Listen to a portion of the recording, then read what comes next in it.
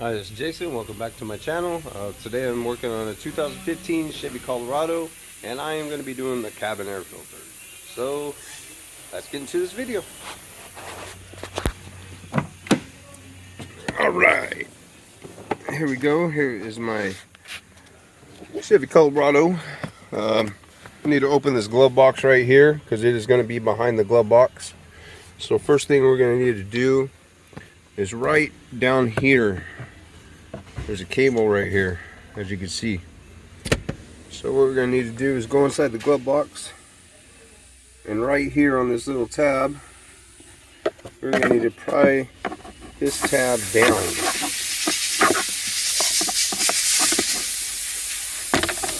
So as soon as we get it down, just squeeze each side of your glove box and kind of pull, and it should drop out.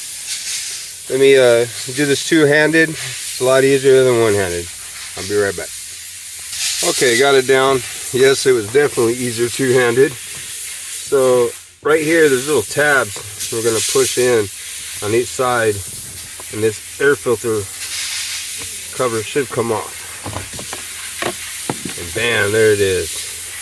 Let's see how dirty this guy is if I can get it out.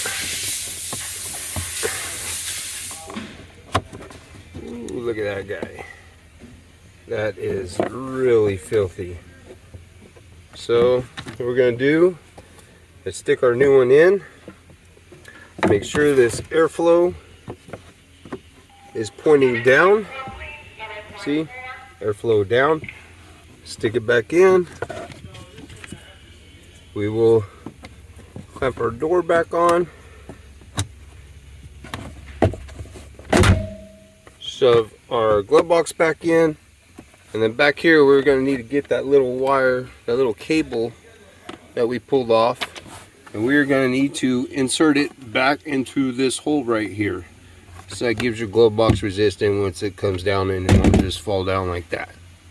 So I'm going to need two hands again. I'm going to grab that cable and put it back in the hole. Okay, I got that cable.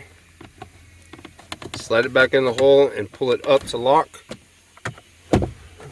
Make sure to put the customer's mail back if you're doing this for a customer. And yeah, that's it. That's how you change the cabin air filter on a 2015 Chevy Colorado. Hope you like this video. I hope it helps you do it yourself. Please move that like button, subscribe down below. Until next time, you guys have a great day.